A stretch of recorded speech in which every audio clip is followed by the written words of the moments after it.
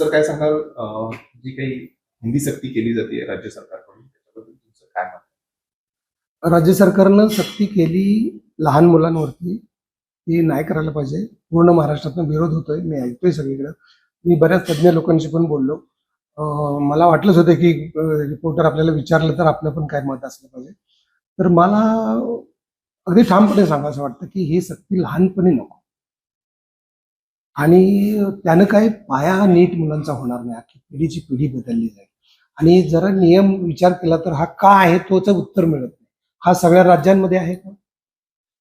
हा नेपाळला आहे, आपला बिहारला आहे का? उत्तर प्रदेशला आहे का? गुजरातला आहे का? हरियाणाला आहे का? तिसरी भाषा हिंदी सक्तीची. त्यामुळं हिंदी मुळातच आपल्याकडे हिंदीचं डॉमिनेशन खूप आहे. मराठीचं खूपच प्रमाणात प्रमाण भाषेच्या नावाखाली खूप नुकसान झालंय. यात पक्का जर पाया झाला नाही तर खूप नुकसान होईल. आणि मी आता स्वतः मराठीचं ग्रॅज्युएशन केलेलं आहे. मी 12 भाषेत आत्तापर्यंत काम केलेलं आहे.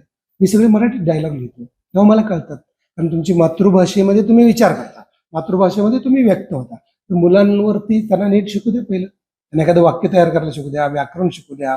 पहिली, दुसरी, तिसरी, इयत्ती, चौथी तर हे शिकत असतात ना ते. त्यानंतर इतर भाषा शिकतील ना, गरज असतील तर.